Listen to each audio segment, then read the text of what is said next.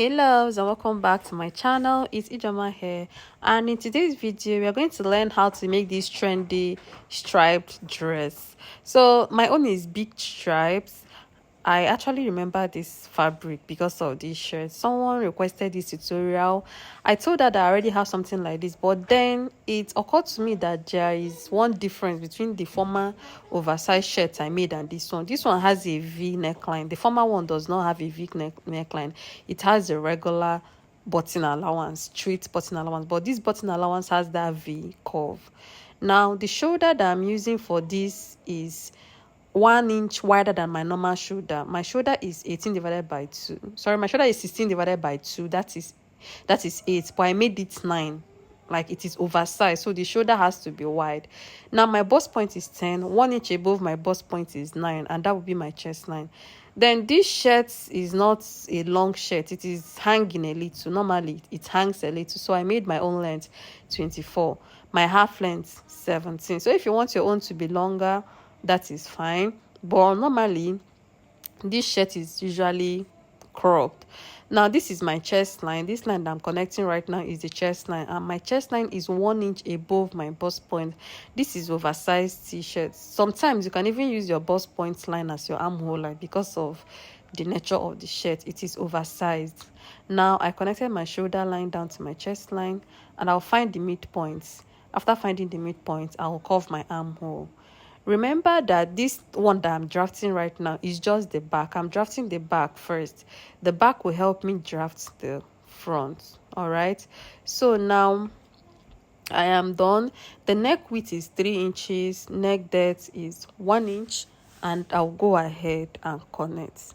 Now for my back shoulder slope, I will use 1 inch, just 1 inch for my back shoulder slope. For the front, you can use the same 1 inch or do 1.5. It is oversized, so you don't really have to contour too much. Now the width of this shirt is my hip divided by 4 plus extra 1, and at the half length I just came in by 1 inch and curved it. I did not take waist measurement. The width of this shirt is my hip divided by 4 plus extra 1 inch, okay, or 1.5. Then at the half length, just come in by 1 inch and curve. You can see my waistline is not too defined. Then I came up by 1.5 at the side and slanted it. All right, so now I'll go ahead and cut this out and then use it to cut out the back.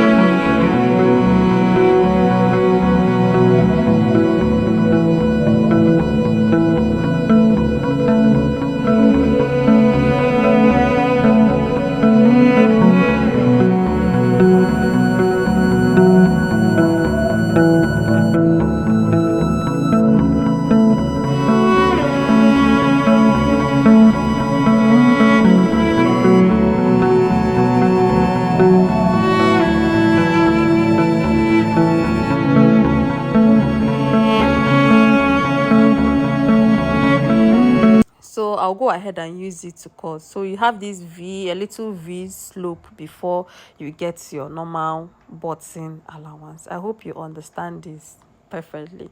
Now this is the front and then the back. Another thing that I want to draft on paper is the sleeve, so that will not get confused when I'm cutting it on fabric. So for this sleeve, you can decide to make it 18 inches, you can decide to make it 19 inches, 20 inches. It is up to you. So I want to get the round armhole. I've measured the round armhole of this shirt and it is 20, it is 10. So that means front and back round armhole will be 20 in total.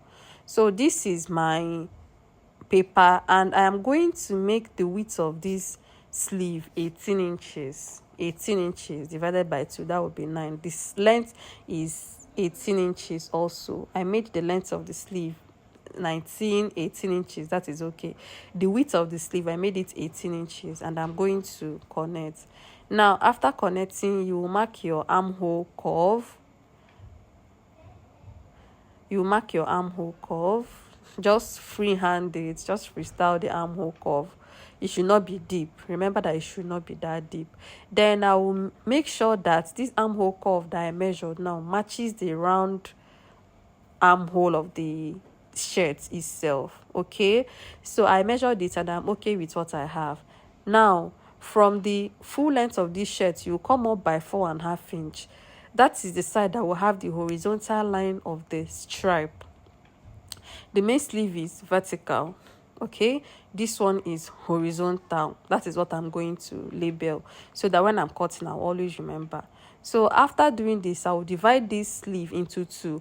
One part of the sleeve, when I'm cutting it on the fabric, I'll place the fabric vertically. The other side of the sleeve, when I'm cutting it on my fabric, I will place the stripe in a horizontal manner. That is the idea of the shirt. So now I'll go ahead and cut out, and I'll add 1/2 inch to everything that I cut.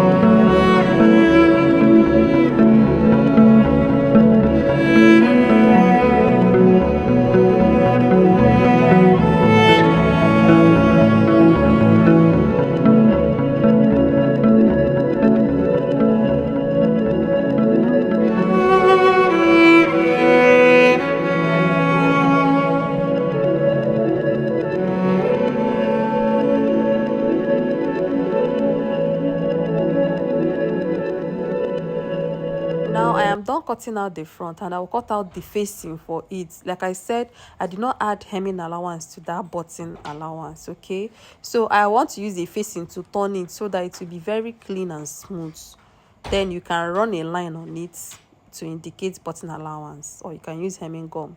So the width of this facing, I'm making it 2.5. I'm making the width of this facing 2.5. All right, so this is the facing, and it reached the round neckline, it reached the shoulder. Though if I'm turning it, I am not turning the round part of this neckline. This facing will only turn this V part, this V and the straight part of the button. I am not turning the round neck. Remember, don't use this facing to turn the round neck, because your collar will come in there. So I'll go ahead and use 1/2 inch, then hem the side of that facing, like stitch on it before you turn, so that when you turn it over, it will look very neat.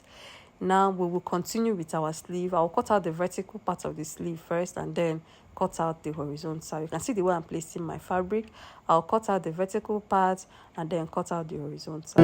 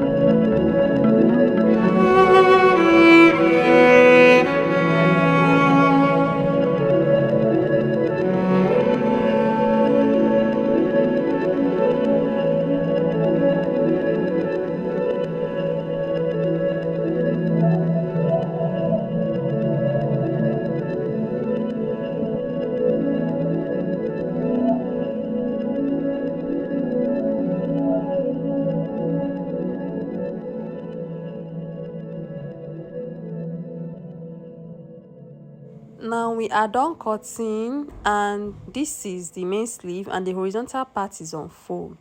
So you can add it like a band, but if you are doing mass production or ready to wear, just go ahead and stitch it normally after you weave it. If you are doing mass production, especially, because you may not really have the time to fix it like a band. All right, so now I am done turning the front with the facing. I can see how neat it looks. If I turn it to the right side, you will see what I have there. So you can go ahead and run a stitch, like a 1.5 inch stitch, so that it will have this button allowance illusion. But I want to leave my own like this. I don't want to give it that line. I will use hemming gum to hold it down so that it will have this fine fit. Now I'll go ahead and shape the front and the back, and then hem the full length. Now we are done with that.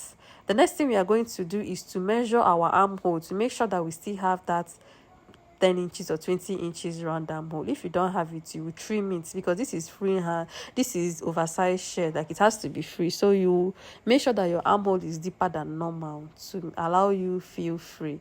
Okay, so I'll measure the armhole, measure the one on the shirt itself, to make sure that two of them matches, so that when I go ahead to sew on my machine, none of them will be longer than the other. So you can see what I did right there. So I'll measure again, and everything aligns. The next thing that I will do now is to go ahead and join the sleeve. And now let's cut the collar. I am done turning everything. I'll go ahead and measure the round neck of this shirt. So after taking the round measurement of the shirt, I have 16.5 inch. 16.5 inch, because there is no button allowance around that neckline. Okay, remember, there is no button allowance around the neckline. Now this is the paper that I'll make use of. So 16.5 divided by 2 is 8.25. I'll place 8.25 on paper. This paper is on fold. I'll place 8.25. Then from that point, I will come up by half an inch, and then mark a slanted line, a slopy line like this, a curved line like this. Then from this line, you start coming up by 1.5. This will be our collar stand. This is our collar stand. I hope you understand. I'll go ahead and connect it, and now the main collar will sit on this collar stand. And remember that we are not adding any button allowance on this collar stand, because there is no button allowance around the neckline of that shirt. Now I am making the collar itself 2.5. You can make it smaller if you want. You can make it 2 inches if you want. But I made my own 2.5. And you can see the way I connected it straight down to the collar without leaving any button allowance. Yes, I slanted the collar early. So now we are going to cut out. We will cut 2 pieces for main collar, and we'll cut another 2 pieces for the collar stand. And I've already added interface to the fabric of my shirt. Yes, you add interface first of all before you start cutting.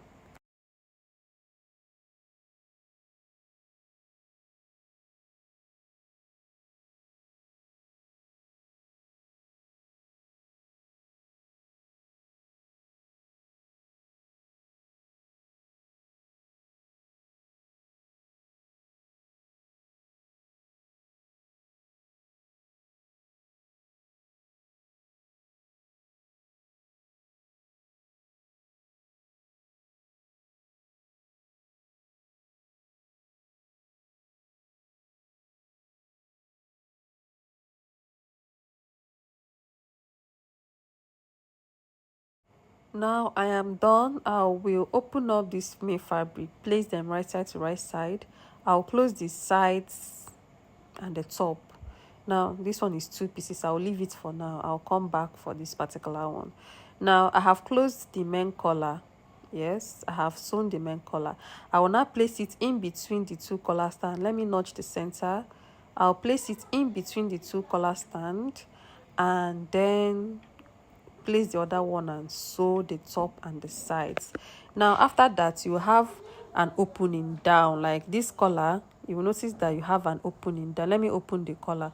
This is the collar and the collar stand. You can see the collar and you can see the collar stand. I will not go ahead and fix the collar to the round neck, and that is all. Then after that, your button will start from your bust point down. Your button will start from your bust point down. So guys, we have a ready to wear masterclass coming up, and it is loaded. When I say loaded, very loaded. Come with ready to wear questions and I'll answer you.